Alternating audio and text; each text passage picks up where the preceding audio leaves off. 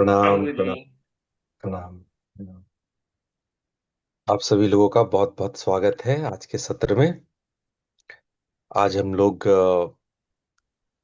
चक्रों के बारे में चर्चा करेंगे, प्रैक्टिस करेंगे। इससे पहले हम लोगों ने ग्रंथियों के बारे में जाना था। पिछले सप्ताह हमने तीन ग्रंथियां, रुद्र ग्रंथि, विष्णु ग्रंथि और ब्रह्मा ग्रंथि के बारे में जाना था। ब्रह्मा रुद्र ग्रंथि, उसका भेदन, बिंदु मुद्राएं, प्राण, पंच प्राण, उप प्राण, ये सब हमने ग्रंथियों के बारे में, प्राण के बारे में, प्राण कैसे फंक्शन करता है, कैसे मूवमेंट करता है, नाड़ियां क्या है, ग्रंथियां क्या है, कैसे प्राण अपने प्रवाह में पांचों दिशाओं में जाता है, कैसे उप प्राण वर्क करते हैं, ये सारी बातें हम लोग किए थे। अब जो हमारी चर्चा है वो प्राणों के विषय में बहुत सूक्ष्म स्तर पे हम लोग उतरने जा रहे हैं। और सूक्ष्म स्तर पे हम लोग प्राणों की जो निहित प्राण चक्र है, जो षट चक्र है और सहस्रार मंडल है, इस विषय में थोड़ा समझेंगे। और सूत्रों के माध्यम से जो प्राणमय कोश का सूक्ष्म से सूक्ष्म विषय है, चक्र और तत्व, उसको समझेंगे। तो समझने से पहले हम चाहते हैं कि हम लोग थोड़ा सा अ, एक जॉइंट एक्सरसाइज कर लें, ताकि आप लोग थोड़ा अच्छे से फ्री होकर के अपने गहरे उतरो, अपने भीतर आओ। तो थोड़ा जॉइंट एक्सरसाइज करते हैं हम लोग मिल करके। मनु जी हैं क्या यहाँ पे? मनु, अद्वैतानंद जी? नहीं गुरुजी, अभी तक तो नहीं आए हैं। अच्छा, मनु नहीं आया।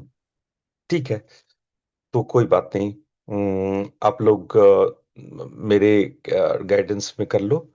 अपने ऐसे हाथ को सामने ले आओ और अपने रिस्ट को एक ही दिशा में ऐसे ऐसे घुमाओ, ऐसे क्लॉकवाइज, फिर anti clockwise. 5 to 8 time clockwise और 5 to 8 टाइम एंटी क्लॉकवाइज। हम लोग उसको थोड़ा सा प्रैक्टिस करेंगे।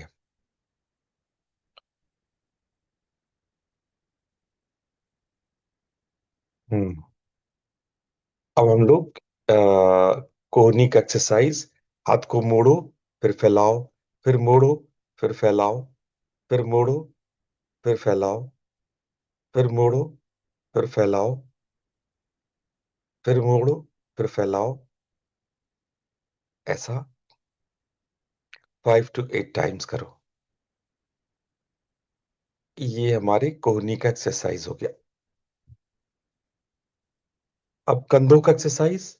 ये ऐसे गोल, ऐसा बनाना, कोहनी से एक लंबा बड़ा सर्किल, जैसे मानो ये कोहनी आपका एक पेंसिल है। पेंसिल से कितना बड़ा सर्किल बना सकते हो? जितना बड़ा सर्किल बना सकते हो उतना बड़ा सर्किल बनाना है। छोटा सर्किल नहीं बनाना, बड़ा सर्किल बनाना। जितना बड़ा सर्किल बना सकते हो, 5 से 8 टाइम क्लॉकवाइज। जितना बड़ा सर्किल बना सकते हैं उतना बड़ा सर्किल बनाओ। छोटा नहीं, बड़ा सर्किल बनाओ, धीरे धीरे आराम से, कोई जल्दबाजी नहीं है। जल्दी जल्दी नहीं करते जॉइंट एक्सरसाइज, धीरे धीरे करते। बड़ा से बड़ा सर्किल बनाओ। जितना बड़ा सर्किल बना सकते हो, जितना दोनों हाथ को ऐसे पीछे ले गए, जितना हाथ को ऊपर ले गए, जितना सामने लाके दोनों कोहनी को सटा सकते हो, दोनों कोहनी को लगा दो सामने। धीरे धीरे धीरे, ऐसे ऐसे ऐसे करके उल्टा भी करो। क्लॉकवाइज के बाद एंटी क्लॉकवाइज भी करना।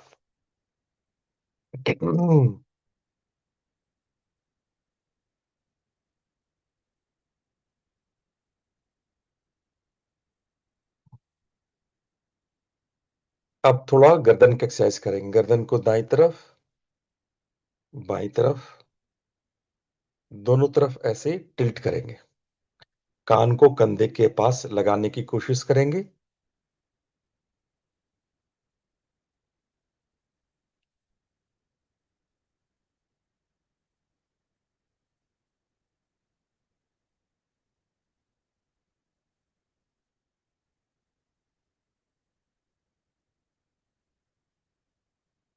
अब आगे ले जाएंगे और पीछे ले जाएंगे।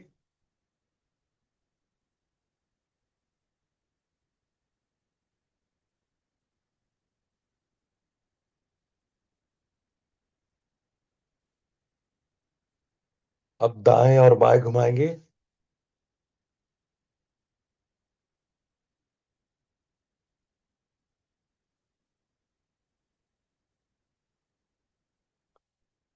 अब ये गोल गोल, एक क्लॉकवाइज और एक एंटी क्लॉकवाइज।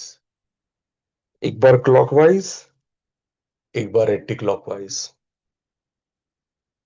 देखना, जिसको वर्टिगो का प्रॉब्लम है, जिसको सर में चक्कर आए, बीपी हाई है, वो ये प्रैक्टिस छोड़ सकता है।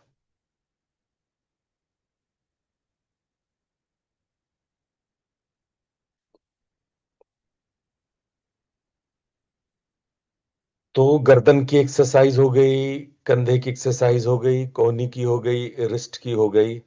अब आइए थोड़ा कमर की करते हैं। कमर की एक्सरसाइज के लिए आप बैठे बैठे जैसे ही बैठे हैं वैसे ही आप जितना पीछे घूम सकते हैं, जितना पीछे जा सकते हैं उतना पीछे घूमिए।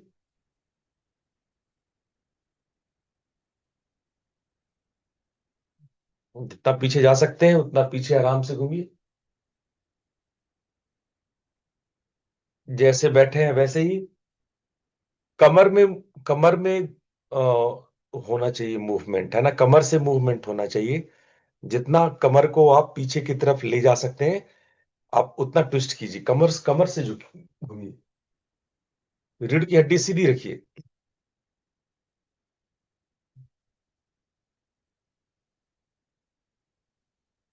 5 बार दाईं तरफ, 5 बार बाईं तरफ।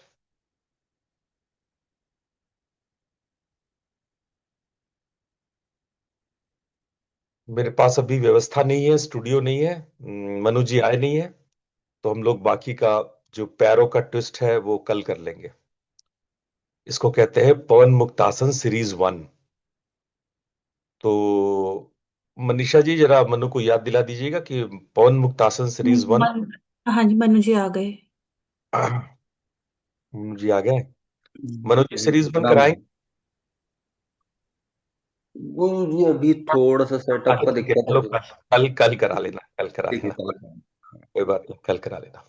हाँ जी। चलिए, तो हम लोग थोड़ा ध्यान में बैठते हैं।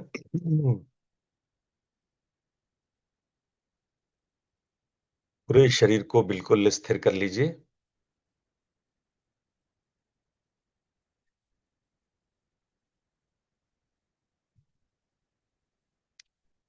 शरीर को बिल्कुल स्थिर और शांत कर लीजिए।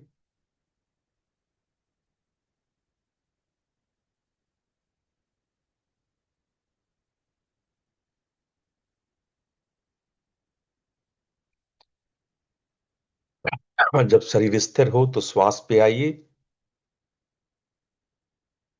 श्वासों के रिदम को महसूस कीजिए। श्वास के पांचों सजगता जो मैंने सिखाई है वो कर लीजिए।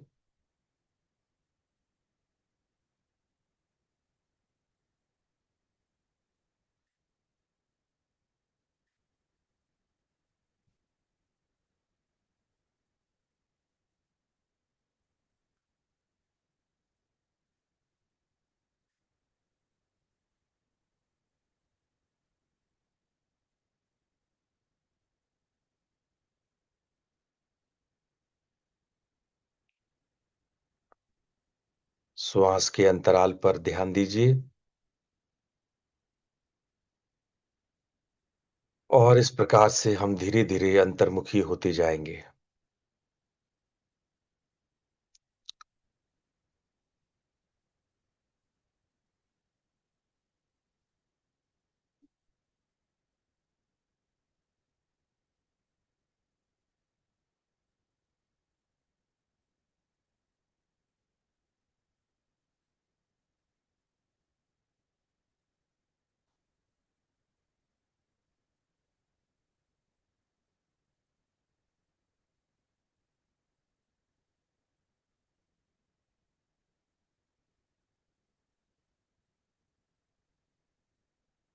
अब अंतराकाश के प्रति सजग बनिए। पूरे शरीर को एक बलून की तरह मानिए, जो केवल स्किन है और अंदर खोखला आकाश है। इस अंतराकाश में हम षट चक्रों का निरूपण करेंगे, 6 चक्रों को ध्यान करेंगे। तो पहले अंतराकाश के प्रति, यदि आपका शरीर एक बलून की तरह है जो केवल स्किन है और अंदर हाड़ मांस के बजाय आकाश है, ऐसी भावना करते हुए भीतर के अंतराकाश के प्रति सजग बनिए।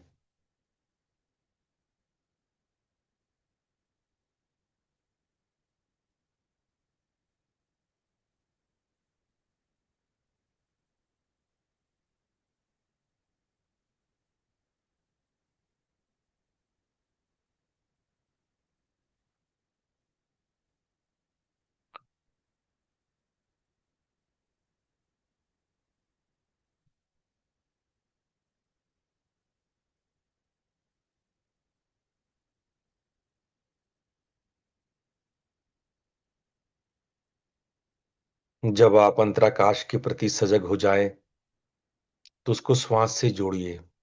आप श्वास लेते हैं, अंतराकाश आपका फैलता है। श्वास छोड़ते हैं, अंतराकाश से उड़ता है। आप नाभि श्वसन कर सकते हैं।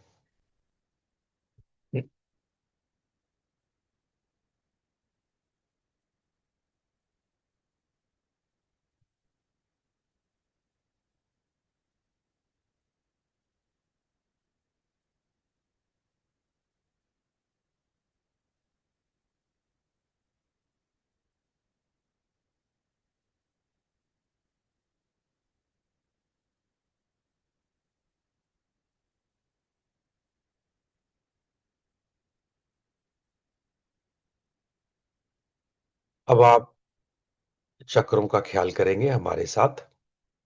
सबसे पहले पेरिनियम पे आइए, मूल पे आइए।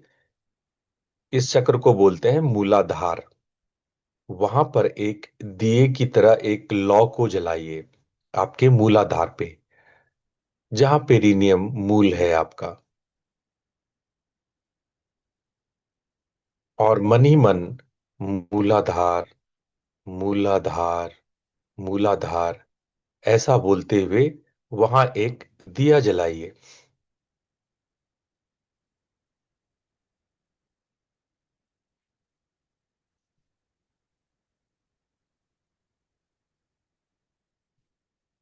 अब आप कॉक्सिक्स बोन के लास्ट में, टेल बोन, जो रीढ़ की हड्डी होती है, उसके सबसे निचले पार्ट पे आइए, जहां हड्डी खत्म होती है नीचे। उस टेल बोन पर, कॉक्सिक्स बोन के अंतिम पार्ट पे स्वादिष्ठान चक्र है। उस स्वादिष्ठान चक्र के पास एक दिया जलाइए। और मन ही मन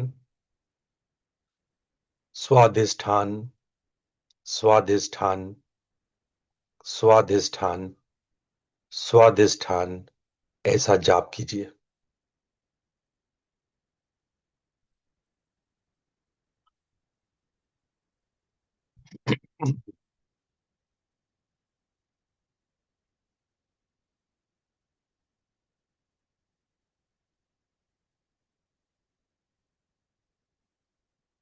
थोड़ा रीढ़ की हड्डी पे और ऊपर चलेंगे, और L4 L5 यानी नाभि के पीछे वाली जो रीढ़ की हड्डी है, वहां पर मणिपुर चक्र है। ऐसा कल्पना करो कि वहां भी एक दिया जला रहे हो आप। वहां भी एक दिया जलाओ। और मनी मन मणिपुर, मणिपुर, मणिपुर, मणिपुर, मणिपुर, मणिपुर, मणिपुर ऐसा जाप करना है। स्पष्ट दिया जलाओ।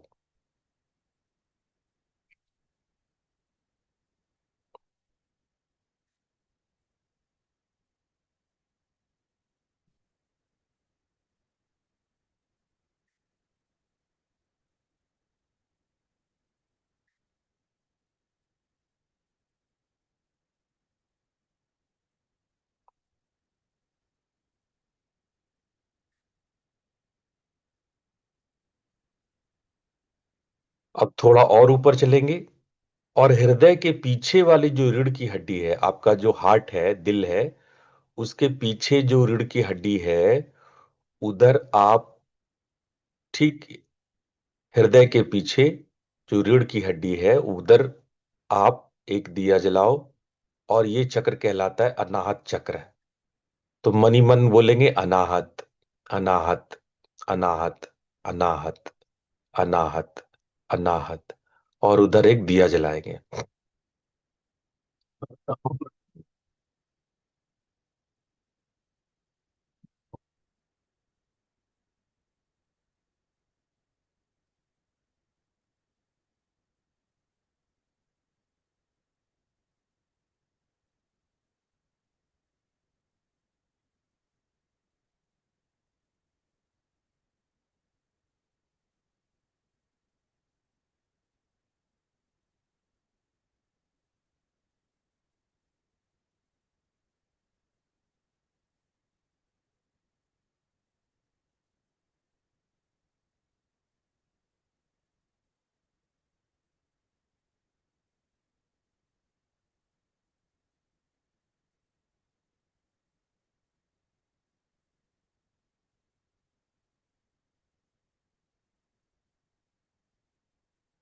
अब और थोड़ा ऊपर, जो आपके कंठ के पास, गले के पास आ जाओ। कंठकूप के पीछे जो रीढ़ की हड्डी है, वहां पर एक पॉइंट पे दिया जलाओ। वो विशुद्धि चक्र है, ठीक आपके थ्रोट पिट के पीछे। और उधर मनी मन बोलना है विशुद्धि, विशुद्धि, विशुद्धि, विशुद्धि, विशुद्धि, विशुद्धि, विशुद्धि।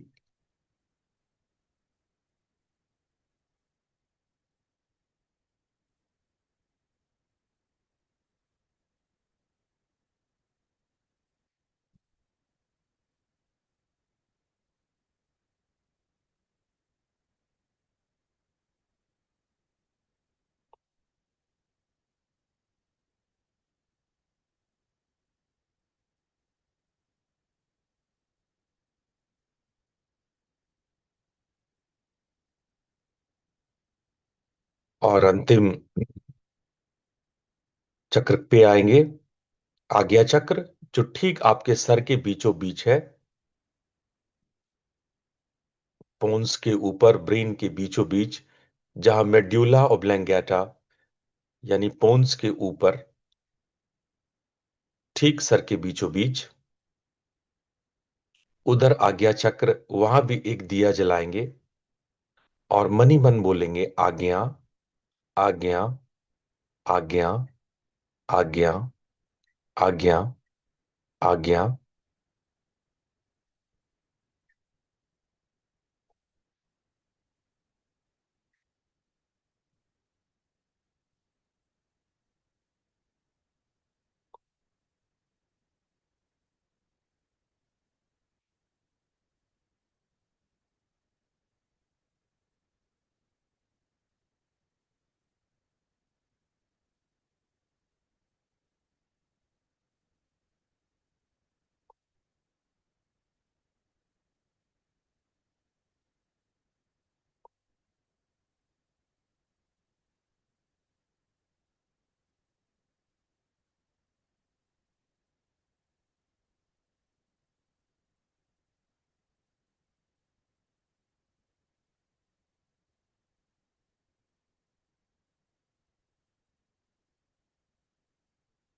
अब हम लोग इन 6 चक्रों को एक साथ देखेंगे, यानी जहां जहां आपने दिए जलाए हैं, एक साथ 6 दियों को जलाइए, एक साथ देखिए। आपने 6 जगह दिया जलाया, पेरिनियम में, कॉक्सिक्स बोन पे, नाभि के पीछे, हृदय के पीछे, कंठकूप के पीछे, और भ्रूमध्य के पीछे। इन 6 जगह पे आपने दिया जलाया। इन 6 दियों को एक साथ देखिए। मूलाधार, स्वाधिष्ठान, मणिपुर, अनाहत, विशुद्धि, और आज्ञा। इन 6 दियों को एक साथ देखिए।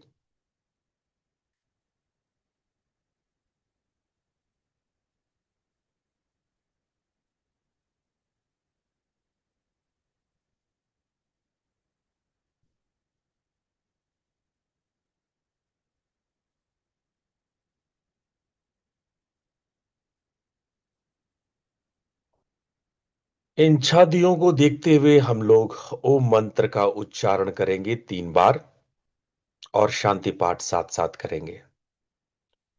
ओम मंत्र के लिए लंबा और गहरा श्वास लीजिए। ओ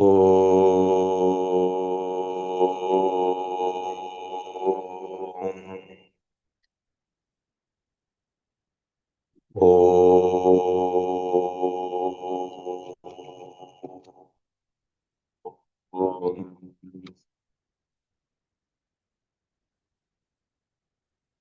ओ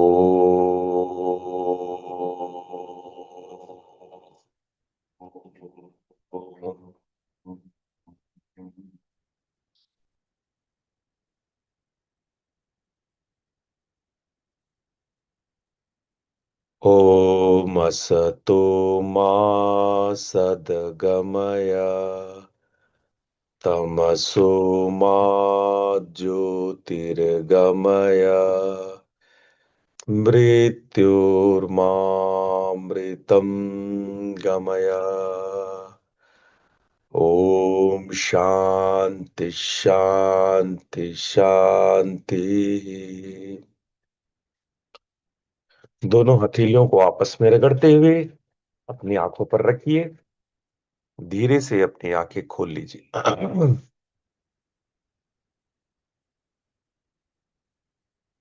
देखो, ये 6 चक्र और सहस्रार मंडल, स्क्रीन पे सब नाम आपको दिख रहा होगा। ये प्राणमय कोश की आत्मा है। गुरु जी गुरुजी सिंगल सिंगल गुरुजी स्क्रीन नहीं है, बड़ी स्क्रीन नहीं आ रही। फुल स्लाइड नहीं दिख साथ रहा है गुरुजी। छोटी छोटी भी दिखाई दे रही है। अच्छा, मैं करेक्ट करने की कोशिश करता हूं।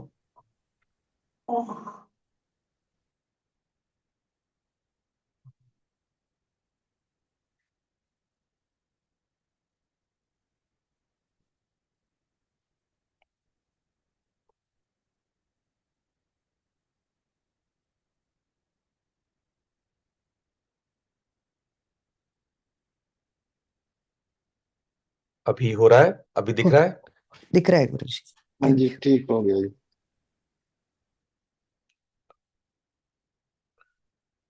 तो ये 6 चक्र हैं और सहस्रार मंडल। सहस्रार और बिंदु को मैंने पहले भी कहा कि इसको सामान्य 6 चक्र नहीं है। ये बिंदु विसर्ग है और सहस्रार मंडल है। बिंदु के विषय में बहुत बातें की गई है। आगे हम लोग सहस्रार की बातें भी करेंगे, लेकिन बिंदु विसर्ग और सहस्रार मंडल में से बात करने से पहले 6 चक्रों के बारे में जानना जरूरी है, जिसको हम कह रहे हैं प्राणमय कोश की ये आत्मा है। हम लोग पिछले 1 महीने से प्राणमय कोश के बारे में समझ रहे हैं, सीख रहे हैं कि उसमें नाद साधना कैसे की जाती है। और प्राणमय कोश का जो केंद्र बिंदु है, जिसको हम लोग कहते हैं प्राणिक केंद्र, प्राणिक सेंटर्स, तो प्राण केंद्र यही 6 पॉइंट हैं: मूलाधार, स्वादिष्ठान, मणिपुर, अनाहत, विशुद्धि और आज्ञा। इसको आप लोग रट लो, याद कर लो। ये समझो प्राण का सबसे इंपॉर्टेंट केंद्र बिंदु है। सारी कहानियां, चाहे वो ग्रंथ की हो, चाहे वो रेतस, तेजस, ओजस की हो, ये सब इसी चक्रों के इर्द गिर्द में है। अब हम लोग प्राणमय कोश में भी सूक्ष्म सटल चर्चा पे उतर आए। अभी तक हम लोग प्राण, उपप्राण, पंच प्राण, ग्रंथि, रेतस, ओजस, तेजस, ये प्राण का एक ग्रॉसर फॉर्म के बारे में बात कर रहे थे कि प्राण क्या है, कैसे। अब हम लोग उसके सटल लेयर पे आ गए। सटल लेयर में यही 6 चक्र है। मूलाधार, स्वादिष्ठान, मणिपुर, अनाहत, विशुद्धि और आज्ञा। ये 6 चक्र हमारे जीवन को संचालित करते हैं। ये 6 चक्र हमारे जीवन में आने वाले सभी, चाहे हम कुछ भी डिजायर कर रहे हैं, कुछ भी एक्शन कर रहे हैं, कुछ भी इमोशन कर रहे हैं, कुछ भी नॉलेज या विजडम या किसी भी प्रकार का कोई भी फिजिकल या मेंटल एक्टिविटीज होती है, ये सारे के सारे इसी 6 चक्रों द्वारा प्रतिपादित या सेंट्रलाइज्ड होते हैं। कहीं ना कहीं इन 6 चक्रों के प्रभाव से हम सारे शारीरिक और मानसिक क्रियाएं करते हैं। तो सटल लेवल पे इन चक्रों को थोड़ा समझ लेते हैं। नाद सूत्रों में इनको बहुत सम्मान दिया गया है, इनके लिए सूत्र बनाए गए हैं। और आगे जब हम सहस्रार मंडल के सूत्रों को देखेंगे तो आपको बड़ा मजा भी आएगा। लेकिन पहले हम इन चक्रों को क्रम से समझते हैं। तो आज हम लोग 83, 43, 83वां सूत्र पे आ रहे हैं। हम लोग 82 सूत्र पढ़ लिए। देखो, देखते देखते हम लोग, मैंने 1.5 महीने में 82 सूत्र पढ़ लिए। आज 83 है। कुछ लोग कह रहे थे कि सारे सूत्रों को हम आपको प्रोवाइड कराएं। मैं कराऊंगा, आप धैर्य रखें। इसमें मैं कुछ सुधार कर रहा हूं, क्योंकि हमें बहुत लगता है ग्रॉस 75 फॉर्म। गुरुजी, लगता है 75 सूत्र नहीं हुआ है। 75 सूत्र नहीं हुआ, ऐसा नहीं हो सकता है। आप एब्सेंट किए होंगे किसी क्लास को। अच्छा, नहीं किया होगा। 75 सूत्र नहीं हुआ, ऐसा हो ही नहीं सकता। ये है 75 सूत्र। डिक्शनरी की क्लास में आप नहीं थे, ठीक गुरुजी, ठीक। तो ये तो है 75 सूत्र। काउंटिंग में गलती होगी होगी। हाँ, आप ये जान लो, मेरे से गलतियां नहीं होती है, और वो भी हाँ, टीचिंग में मेरे से गलतियां नहीं होती है, क्योंकि ये गलती नहीं, मेरे परंपरा में गुरु के लिए अपराध हो जाता है कि अगर मैं किसी सूत्र को छोड़ दूं तो या यहाँ मिस हो अनियमित हो गया। जाऊं, तो ये ऐसा संभव नहीं है। इसीलिए आप चेक करना कि, पर मैं अभी कह रहा हूं कि इसमें मैं लगातार करेक्शन कर रहा हूं। इसीलिए आपको भी नोट डाउन करने की जरूरत नहीं है, क्योंकि मैं और करेक्टेड वर्जन इसका बना रहा हूं, निकाल रहा हूं, सारांश निकाल रहा हूं। क्योंकि ये सूत्र मुझे यकायक शास्त्रों में नहीं मिला, मुझे दसियों शास्त्रों को जोड़ करके इन सूत्र के अक्षरों को ढूंढना पड़ा। तो इसमें एक विद्वत चर्चा, विद्वत मंडली की चर्चा के साथ ये सूत्र का काम चल रहा है। तो अभी आपको नोट डाउन की जरूरत नहीं है। मैं आपको ये पीछे पूरा सूत्र और उसकी व्याख्या वैसे ही पीडीएफ दे दूंगा, तो आप परेशान ना हो। आप तो बस इस ज्ञान का आनंद लो। ये दुर्लभ ज्ञान है, हजारों साल पुराना ज्ञान है। इसको अभिनव गुप्त के शिष्य वसुगुप्त ने 7वीं शताब्दी में इन सूत्रों को लिखा था। ये 7th सेंचुरी में लिखा गया सूत्र है, और ये ज्ञान बहुत प्राचीन काल से चला आ रहा है। सूत्र संकलित करने को कहते हैं। सूत्र मतलब कोई बैठ करके ऐसे लिख नहीं देता है, वो कई शास्त्रों का संकलन होता है। तो ये परंपराएं जो है, हमारी भारतीय ऋषियों की परंपराओं का जो ज्ञान है, उसको संकलित करके कोई ऋषि महर्षि उस पर सूत्र बनाते हैं। तो आप ये समझ लो कि 1300 साल पहले लिखा गया ये सूत्र हजारों साल की विद्याओं का संकलन है। खैर, अब हम लोग इस सूत्र पे आएंगे। मेरे बाद 2 बार इस सूत्र को दोहराइए।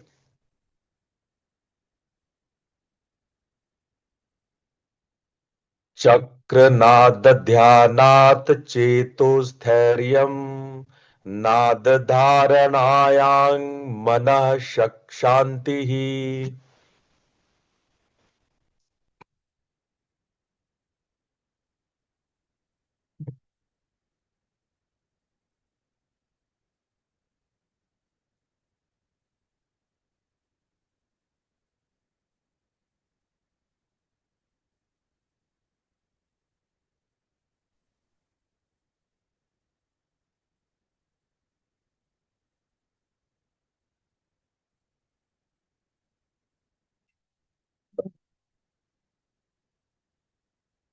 बहुत अच्छा।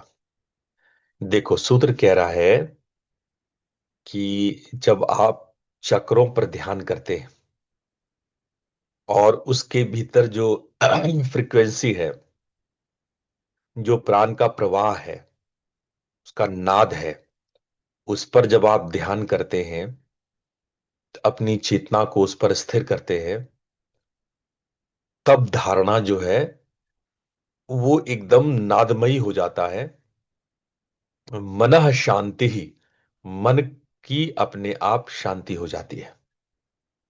यानी चक्रों पर और उसके फ्रीक्वेंसी पर जब आप फोकस करते हैं तो आपका मन बिल्कुल शांत होता चला जाता है। तो हम आगे बताएंगे कि चक्रों पर ध्यान कैसे किया जाता है, चक्रों की फ्रीक्वेंसी को कैसे समझा जाता है, वो आगे के सूत्रों में बताया गया है।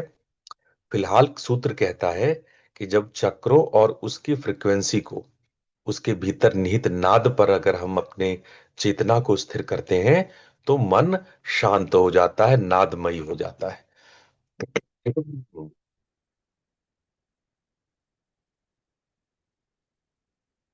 अब इस सूत्र को देखिए, मेरे पीछे दोहराएंगे। रेतसः प्राणः ब्रह्मा ग्रंथेः इच्छा शक्तिं प्रवर्तयति।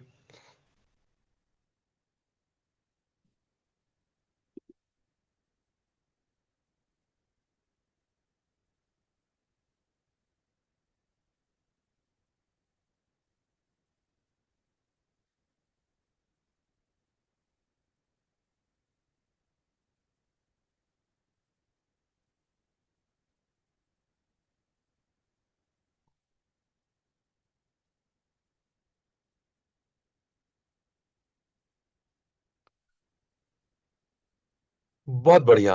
अब हम लोग इसको, इस रहस्य को समझेंगे। देखो, बहुत रहस्यमय सूत्र है। ये सूत्र कह रहा है कि रेतस प्राण जो ब्रह्मा ग्रंथि में है, वो इच्छा शक्ति को गति देता है।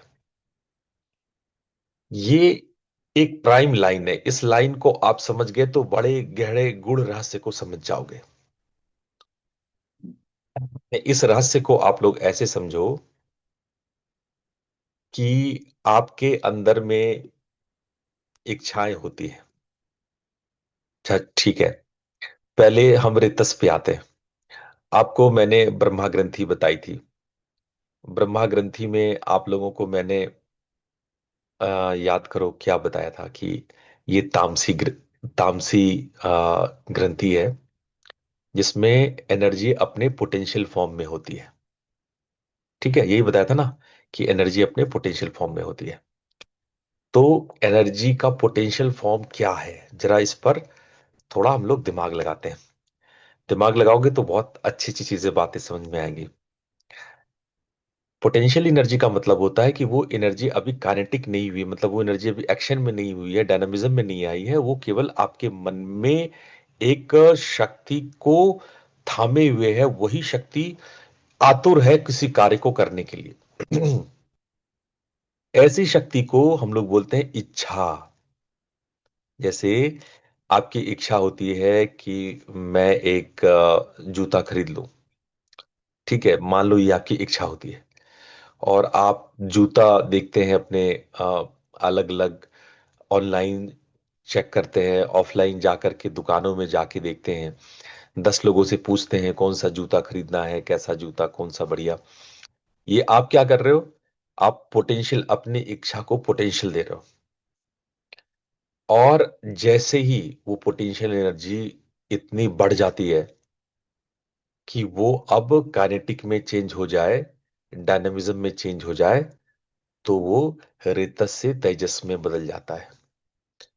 तो इच्छा का मतलब, जब इच्छा की शक्ति इतनी हो जाती है कि इच्छाओं की सीमाओं को पार करने लगती है, तो वो क्या होती है?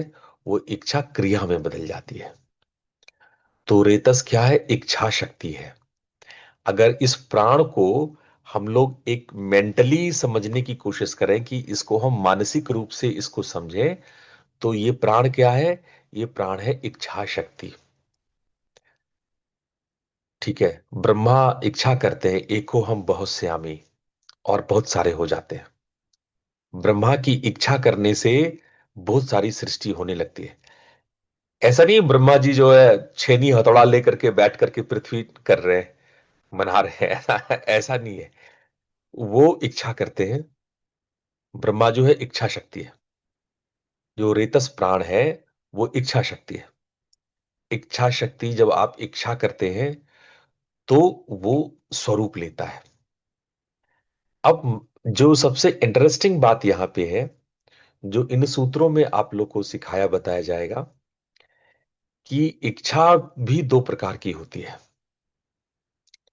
इच्छा दो प्रकार की होती है, आप लिख लो इच्छा टू टाइप्स, ऐसे बना दो टू टाइप्स। कौन कौन सी इच्छा होती है? एक होती है मूल इच्छा, जिसको कहते हैं मूल इच्छा या बेसिक इंस्टिंक्ट्स। इसको अंग्रेजी में बोलते हैं बेसिक इंस्टिंक्ट्स। इंस्टिंक्ट्स, ये एक प्रकार की इच्छा है। और दूसरी प्रकार की इच्छा है जो स्वाभाविक रूप से हमारे अंदर डिजायर्स होते हैं। तो दूसरा, पहला इंस्टिंक्ट है, दूसरा लिखो डिजायर। डिजायर का मतलब होता है स्वेच्छा, स्वाभाविक इच्छा। तो ये दो प्रकार की इच्छाएं होती है। अब इन दोनों प्रकार की इच्छाओं को जो है ये रेतस प्राण क्रिएट करता है। तो हम आगे के सूत्रों में थोड़ा झांकते हैं, देखते हैं कि ये इच्छा शक्ति को किस प्रकार से एक्सप्लेन, सूत्र एक्सप्लेन कर रहा है।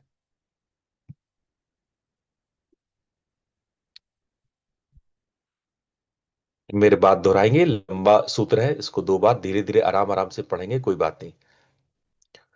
मूलाधार मूल इच्छाया नाड़िगुच्छकं आहार निद्रा भय मैथुन चतुष्टय तस्य प्रवाह।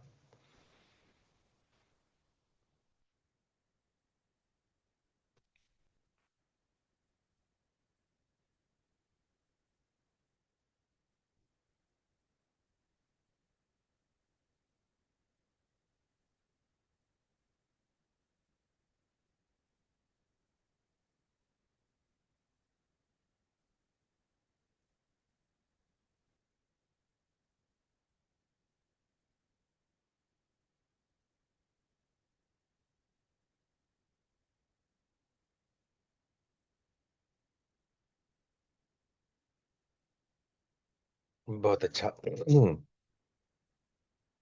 तो हम लोग देखेंगे कि जो पहली इच्छा है, देखो इसमें एक तो बहुत बढ़िया इसमें चक्रों का डेफिनेशन भी इसमें दे दिया। इसमें चक्र के बारे में नहीं बताया गया, उसके बारे में डिफाइन किए, नाड़ी गुच्छक है। चक्र क्या है? नाड़ियों का गुच्छा है। नाड़ी हमने जाना था ना क्या होता है, जिसमें प्राण का प्रवाह होता है। प्राण का जो प्रवाह होता है वो नाड़ी कहलाता है।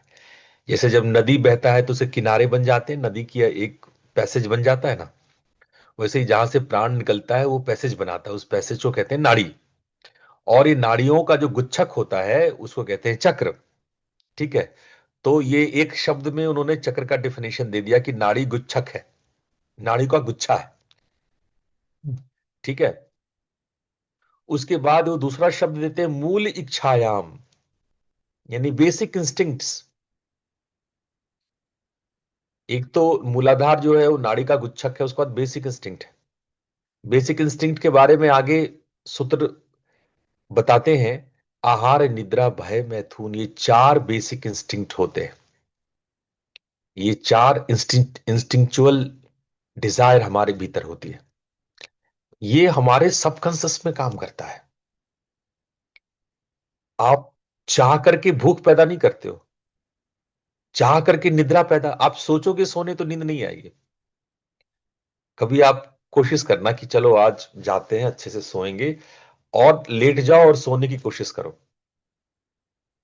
कोशिश करोगे तो नहीं होगा, ये वॉलंटरी फंक्शन नहीं है, ये आपका सबकॉन्शियस करता है। आपको नींद आ जाती है, आपको भूख लग जाती है।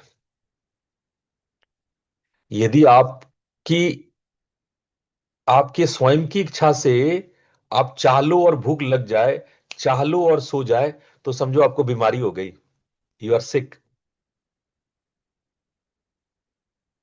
ठीक है। ये ये जो चाहना है ना, वो इंस्टिंक्चुअल है, वो आपकी बॉडी के भीतर का डिमांड है। जब भूख लगती है तो ये आपका जो चयापचय मेटाबॉलिज्म सिस्टम है, वो उस सिस्टम आपके माइंड से नहीं आता है, आपकी माइंड के स्वाभाविक इच्छा से नहीं होनी चाहिए, वो इंस्टिंक्ट है। भय है। भयभीत होने के लिए प्रयास करते हो क्या? कोई प्रयास होता है कि हम भयभीत हो जाए? आप अपने आप डर जाते हो, कोई डरावनी चीज होती है तो डर जाते हो। कोई सेक्सुअल इंस्टिंक्ट होता है तो आप जो है उसके प्रति वासनात्मक हो जाते हो। लेकिन अगर आप सोच समझ के ऐसा करते हो तो भय नहीं कर रहे हो, आप ड्रामा कर रहे हो। आप सिख हो फिर। अगर आप सोच विचार करके मैथुन में उतर रहे हो तो यू आर सिक, आप लस्ट के शिकार हो। तो ये जो चारों चीजें हैं वो हमारी इंस्टिंक्ट है, ये हमारी बॉडी डिमांड है, ये आपके शरीर की जरूरत है। ये अपनी अनिवार्यता को प्रकट करता है, ये जरूरी है। आप सोच के देखो, यदि आप भोजन नहीं करेंगे, आहार नहीं करेंगे, तो आप जीवित बचोगे? नहीं बचोगे, आपका शरीर मर जाएगा। उसी तरह आप अगर नहीं सोओगे, सोच के देखो, आप नहीं सोओगे, 5-7 दिन 8 दिन में आपकी बुद्धि काम करनी बंद हो जाएगी, याददाश्त शक्ति कमजोर होने लगेगी, आप उठपटांग बोलना शुरू कर दोगे, आप अजीबोगरीब हरकतें करना शुरू कर दोगे। आप 10 दिन मत सो के देखो, 10 दिन में ना आपकी हालत खराब हो जाएगी, आपकी साइकोलॉजी जो है ना हिलने लग जाएगी, आप विक्षिप्त की तरह व्यवहार करने लगोगे, चिड़चिड़े हो जाओगे, किसी से भी लड़ जाओगे, कुछ भी बोल दोगे, कुछ भी अनाप शनाप हवाओं में बातें करने लगोगे, जैसे एक विक्षिप्त लोगों की हालत होती है। और 1 महीने नहीं सोए तो संभालना मुश्किल है फिर आपको, सीधे फिर जो है वो आगरा या रांची जाना पड़ेगा।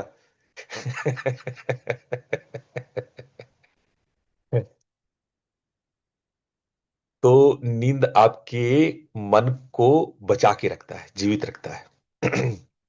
जहां आहार आपके शरीर को बचाता है, नींद आपके मन को बचाता है। भय भय आपको बचाता है। आप भयभीत ही नहीं होगे, मान लो छत से कूद जाओ, ट्रैफिक के बीचों बीच आ जाओ, अगर आपके अंदर से सारे डर को निकाल दिया जाए तो you are a dangerous being. आप कभी भी कहीं भी मर सकते हो, गाड़ी के सामने खड़े हो जाओगे क्योंकि आपको डर ही नहीं लगेगा। ये जो जिहादी लोग हैं, उनको ये आतंकवादी क्या सिखाते हैं? बस मरना मरना ही है, डरना छोड़ दो, बस मर जाओ। तो आप जो है खतरनाक हो जाओगे, you are become a dangerous being. तो वह भी जरूरत है, भय की भी आवश्यकता है। शरीर अपने हिसाब से भय के लिए हार्मोन्स छोड़ता है, भय के लिए परिस्थितियां पैदा करता है कि हम लोग भयभीत हों, डर से हम सिकुड़ते हैं, ठंडे पड़ते हैं, सांसें हमारी थमती है। ये सारी क्रियाएं प्रतिक्रियाएं अंदरूनी तरीके से होता है। उसी तरह मैथुन है, मैथुन की क्रिया भी जब नीडेड होता है तो स्वाभाविक रूप से हमारे अंदर में एक खास तरह का गंध, एक खास तरह का हार्मोन जो है वो फंक्शन में आ जाता है। और मैथुन क्यों जरूरी है? क्योंकि हमारे डीएनए यानी हमारे गुणसूत्रों की ये रक्षा करता है। गुणसूत्र टूटे ना, बने रहे, वो एक जनरेशन से दूसरे जनरेशन में ट्रांसफर होता रहे, गुणसूत्रों का न टूटने देना, यही मैथुन इंस्टिंक्ट की जरूरत है। हमारे ही डीएनए हमारे बच्चों में जाती है, हमारे पोते में और उसके बच्चों में जाती है। तो ये डीएनए का जो गुणसूत्र है वो लगातार एक श्रृंखलाबद्ध तरीके से आगे बढ़ता है। तो अगर हम मूलाधार को समझें तो मूलाधार का मतलब होता है बने रहें। आप देखोगे पुराने लोग कैसे आशीर्वाद देते, बने रहो जी, बने रहो, बने रहो, ऐसे देते थे ना आशीर्वाद। तो ये बने रहने का मतलब कि जो आप हो वैसे बने रहो, आपका शरीर बना रहे, आपका मन बना रहे, आपका अस्तित्व बचा रहे, आपका गुणसूत्र जो है वो लगातार ग्रोथ करता रहे, बने रहे। तो ये बने रहने का, अस्तित्व में होने का भाव है। जो अस्तित्व को बनाए रखने वाली ये प्रेरणा है, ये जड़ प्रेरणा है। जड़ प्रेरणा क्यों कहा गया इसको? जड़ता का सिद्धांत। आपको पता है क्या है जड़ता का सिद्धांत? इसको अंग्रेजी में कहते हैं लॉ ऑफ इनर्शिया। अंग्रेजी में आप खटाखट समझ जाओगे, ठीक है। ये न्यूटन्स लॉ के हिसाब से है, न्यूटन्स ने इस पे लॉ भी लिखा। लॉ ऑफ इनर्शिया कहते हैं इसको। कोई भी चीज तब तक बनी रहती है, लॉ फर्स्ट लॉ कहता है कि कोई भी चीज तब तक बनी रहती है जब तक कि बाहरी इन्फ्लुएंस उसको डिस्टर्ब ना कर दे। उसको कहते हैं जड़ता का सिद्धांत, लॉ ऑफ इनर्शिया। यही इनर्शिया, लॉ ऑफ इनर्शिया आपको एक्चुअली तमस है, यही रेतस है। इसी को रेतस कहते हैं। जो इस यूनिवर्स में इस सिद्धांत का जो प्रतिपादक प्राण है, जो इस यूनिवर्स में जो इस सिद्धांत को बनाए रखता है, वही रेतस कहलाता है। इसीलिए रेतस को हम लोग ग्रेविटी भी कहते हैं। इसीलिए हम लोग रेतस को गुरुत्वाकर्षण भी कहते हैं। आगे आप समझेंगे गुरुत्वाकर्षण के सिद्धांत को, लॉ ऑफ ग्रेविटी को समझेंगे, इसका संबंध संबंध जड़ता से है। तो जड़ता का सिद्धांत मौलिक रूप से क्या है कि हम बने रहें, हम नष्ट ना हो जाए। और अगर जो लॉ ऑफ ग्रेविटेशन को फॉलो नहीं करते हैं वो नष्ट हो जाते हैं। अगर पृथ्वी ग्रेविटेशन को फॉलो ना करे, चंद्रमा से लड़ जाए, सूर्य में घुस जाए, वो ग्रेविटेशन को फॉलो करते हैं, क्योंकि पृथ्वी अपने अस्तित्व को बचाती है, बनाई रखती है। तो ये जो अस्तित्व को बनाए रखने की जो बात है, उसी को कहते हैं मूलाधार। हम लोग का ये मूल आधार है, बेसिक जो आधार है हम लोग का, जो बेस है, वो बेस है। ये बेस है कि हमारा अस्तित्व बना रहे। आप कभी सोच के देखो, आप गहरे में यही तो चाहते हो ना कि हम बने रहें। कोई भी मिटना नहीं चाहता है। आप किसी को भी चाहो, चाहे कोई पशु पक्षी हो, कीड़े मकोड़े हो, पेड़ वगैरह हो, कोई भी मरना नहीं चाहता। कीड़ों को भी मारोगे तो बचने की कोशिश करेगा। तो ये जो पूरे अस्तित्व में पृथ्वी, पहाड़, जल, नदी, चंद्रमा, ग्रह, नक्षत्र, ये जो अस्तित्व को बनाए रखने की जो मोटिवेशन पा रहे हैं, वही तो रेतस प्राण है। उसी को रेतस कहते हैं। हम्म। तो ये हम लोग का बेस है, मूल है। अब हम लोग आगे बढ़ते हैं।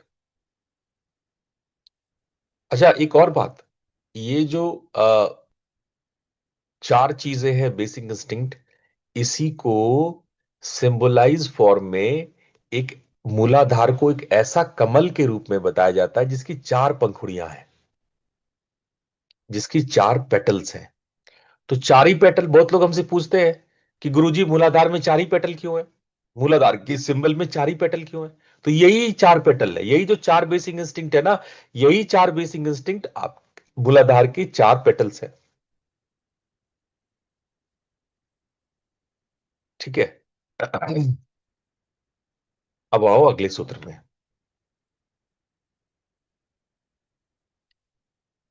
तमोमय अयम चक्र स्थित्यर्थम जड़त्व तत्व पोषयति।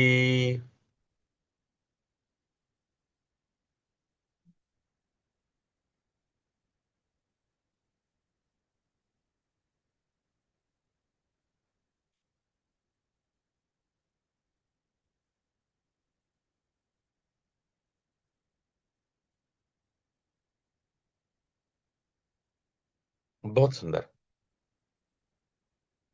देखो, इसका अर्थ है कि जो मूलाधार का, वही जो भी हमने बताया, मूलाधार का जो तमस प्रधान स्वरूप है, वो अपने एग्जिस्टेंस को बचाने के लिए है, उसमें स्थिरता लाने के लिए है।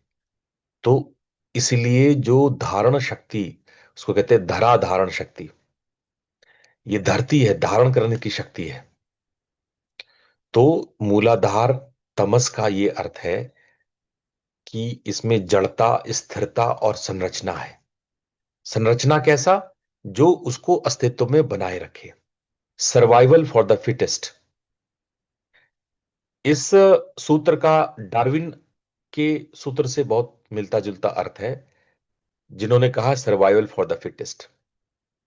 वो सरवाइव करने के लिए स्वयं को फिट करना, तो ऐसा संरचना देना, उसमें जड़ता और स्थिरता का होना। बिना तमस के आप सरवाइव नहीं कर सकते हो, याद रखना।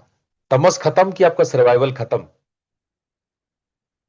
तमस आपके अंदर जड़ता, स्थिरता और संरचना देता है।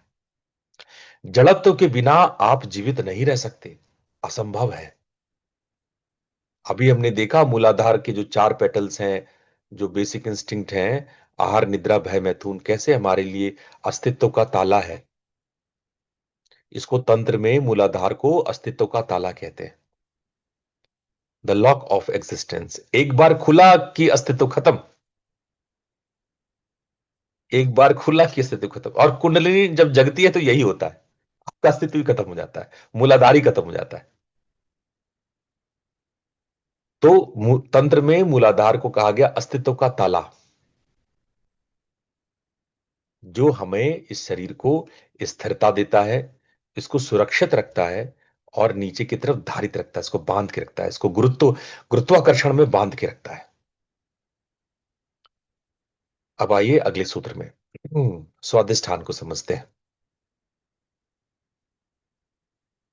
स्वाधिष्ठानम स्व इच्छा शक्तेः केंद्रम काम क्रोध लोभ मोह मद मत्सर्यम विकास भूमि।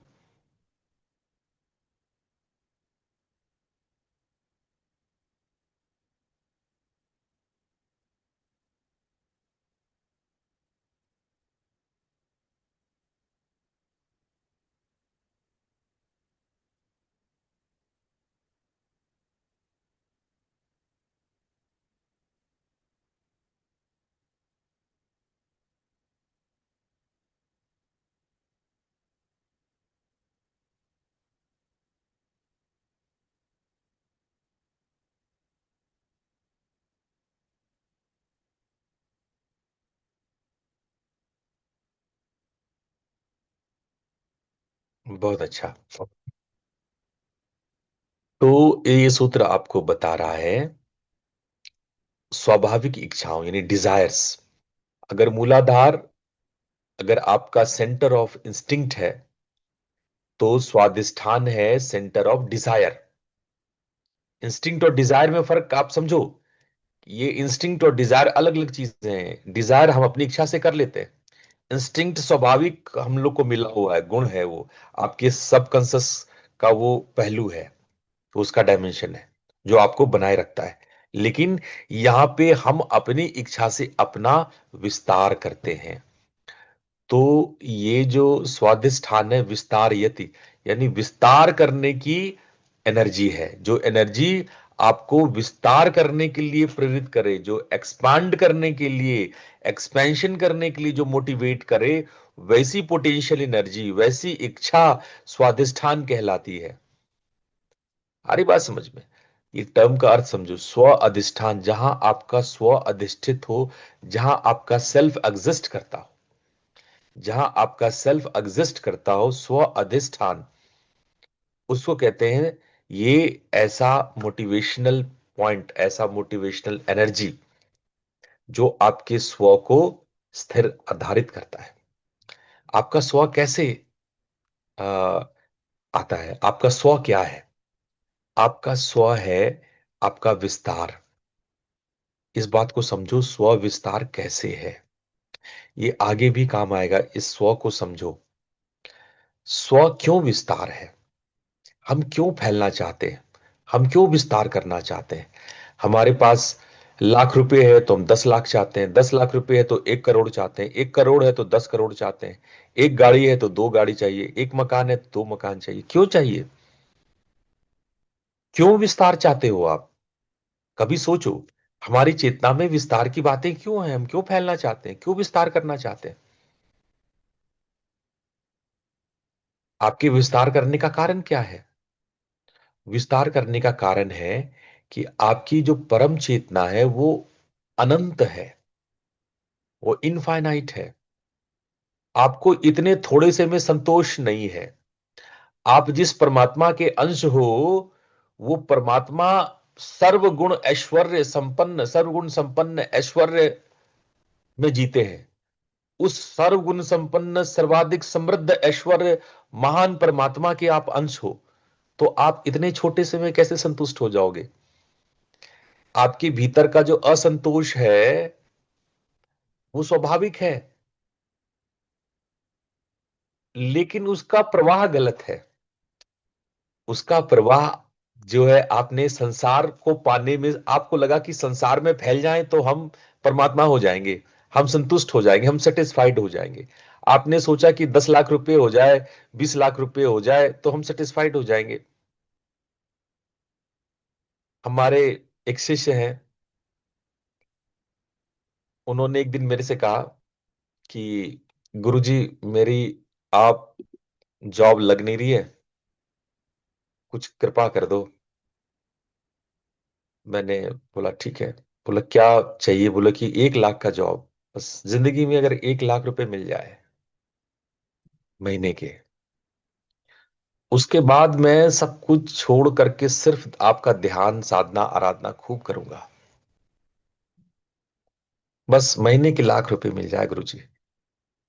बड़ी मिन्नत की, बड़ी उसने जो है, आप यकीन नहीं करोगे उसने कितनी सेवा करी। परमात्मा प्रसन्न हुए। हम क्या ही करेंगे, हम तो बस भगवान से कह सकते हैं कि बच्चे का ख्याल करो भाई।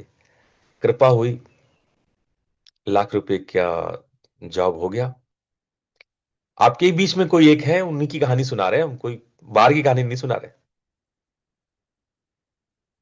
तो 1 लाख रुपए हो गया तो कहता है कि गुरुजी अभी भी बहुत समस्याएं हैं परिवार में, खर्चा अभी भी लाख में भी नहीं चल रहा है, थोड़ा देखो, थोड़ा कृपा करो। बड़ी मिन्नत तरजियां लगाई, हमने भी प्रार्थना किया भगवान से, देखो कृपा करो। फिर 2.5 लाख रुपए की उसकी जॉब लग गई, बड़ी मल्टीनेशनल कंपनी में उसका जॉब लग गया। फिर वो कहता है कि गुरुजी थोड़ा सा और कृपा कर दो।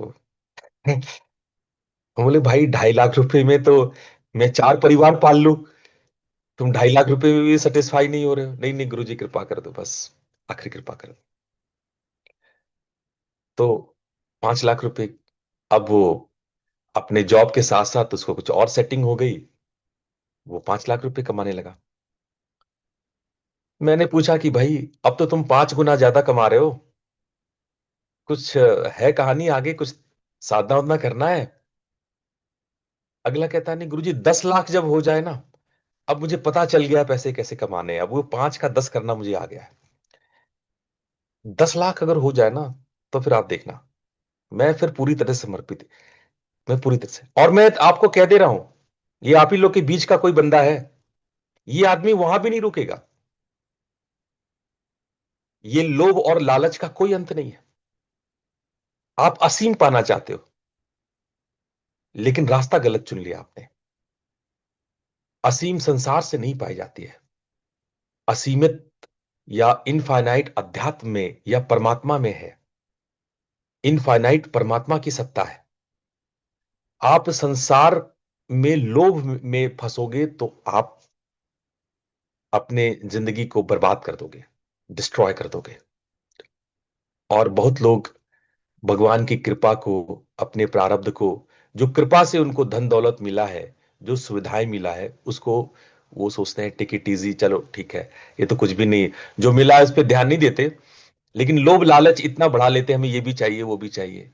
आप दिन रात बर्बाद किए हो, आप 12 से 14 घंटे मेहनत करते हो, घर में आकर के भी मेहनत करते हो, आपकी मेहनत से आपका पूरा परिवार हैरान परेशान है। आपने जिंदगी को क्या बना दिया है, जरा उलट के देखिए। देखो, विस्तार करना बुरा नहीं था, ये तो चेतना का स्वभाव था, आपका विस्तार करना था, लेकिन किधर करना था, किस डिमेंशन में करना था, वो आपने गलत चुन लिया। वो वहां पे आप गलत हो गए, आपने रॉन्ग डिमेंशन ले लिया, आप लग गए।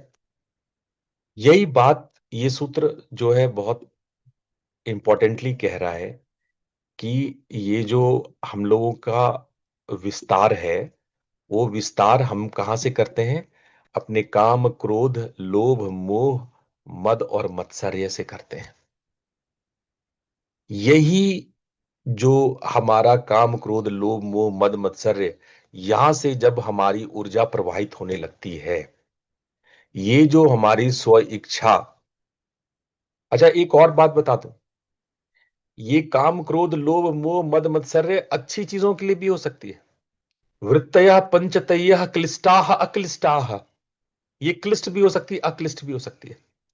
अरे इच्छाएं, कामना तो हम, कामना परमात्मा भी की तो कर सकते हैं, हम अध्यात्म की भी तो इच्छा रख सकते हैं, हम बुराइयों के लिए क्रोध कर सकते हैं, हम सत्संग और ज्ञान का लोभ रख सकते हैं, हम ईश्वर या अपनी देवताओं के प्रति मोह रख सकते हैं, अपने साधना के प्रति मद रख सकते हैं, अपने साधकों के प्रति कि हमारा साधक उससे आगे बढ़े उसके प्रति मत्सर्य रख सकते हैं। हम देखो पॉजिटिव हो सकते हैं इन सब के लिए, लेकिन हम क्या करते हैं, इन रास्तों को गलत चीजों में, कामना कहां यूज कर रहे हैं, तो गलत चीजों की प्राप्ति के लिए, लस्ट में। क्रोध किस पे कर रहे हैं, अपने स्वभाव में आकर के अपनी जो भी गलत सही भावनाएं हैं दूसरों पर थोपने के लिए क्रोध करते हैं। लोभ, पैसे, धन दौलत, कामना, घर मकान, ये अनाप शनाप इकट्ठे कर रहे हो आप। ऊपर से बंदा तर्क देता है कि गुरुजी हम अपने लिए थोड़ी ना कर रहे हैं, ये जो आपसे हम 10 लाख रुपए कह रहे हैं अपने लिए थोड़ी है, ये तो हमारे बेटे के लिए है। अरे मूर्खों, पुत्र सपूत तो क्यों धन संचय, अपुत्र कपूत तो क्यों धन संचय। अगर आपका पुत्र सपूत निकल जाता है तो क्यों धन संचय करना बेटा, वो तो वैसे ही कमा लेगा, है ना। और पूत कपूत है तो क्यों धन संचय, वो तो वैसे ही बर्बाद कर देगा। तो मूर्खता कर रहे हो धन धन संचय करके। आप समझो इस बात को, हमारे मुहावरे इसीलिए नहीं बने। पूत कपूत तो क्यों धन संचय, पूत सपूत तो क्यों धन संचय। दोनों ही मामले में संचय करने की आवश्यकता नहीं, आप लगे पड़े हो, पैसे जमा कर रहे हो, पैसे जमा कर रहे हो, लाखों कम नहीं है। आप चाहते हो करोड़ों मकान भी बच्चों को बना के दे दें, दुकान भी बना के दे दें, आप सब पूरा जिंदगी बर्बाद कर लो अपने बच्चे के लिए, और बच्चा 4 दिन में सब बर्बाद कर दे। ये हालत आपकी रह गई है। जरा सोचो मित्रों, जरा इस पे सोचो, इस पे विचार करो, इस पे विचार करो कि विस्तार, आपकी चेतना का विस्तार कहां होना था, कहां आप आनंद के उस परम लोकों में, ब्रह्म और सत्य लोक का आनंद लेते। आप दिव्य लोकों का परमान, आपकी चेतना क्या आनंद में होती। उस आनंद के पथ को छोड़ के नाली में गिर गए आप। एक बार योगानंद से कोई पूछा कि गुरुजी आप तो बड़े त्यागी आदमी है, वो तो कहते त्यागी मैं नहीं, तुम लोग हो। मैं तो परमानंद भोग रहा हूं, तुमने परमानंद का त्याग करके संसार को, नाली को चुना है। त्यागी तो तुम लोग हो, त्याग कर दिया तुम लोगों ने परमानंद का, और चुने वो नाली। नाली में कीड़े बने हुए हो, त्याग तो तुमने किया है। तो हम, आप, इस सूत्र आपको बता रहा है कि चेतना का विस्तार किस ओर हो। और आज हम लोग अंतिम सूत्र ये पढ़ेंगे और इसके बाद हम लोग अ, आगे बढ़ेंगे। आज का क्लास पूरा करेंगे, ये सूत्र पढ़ लो आप लोग। अस्तित्वस्य विस्तारो अहं भावे प्रवर्तते, स्वाधिष्ठानं तस्यानुरोधेन प्रसरसर्जये।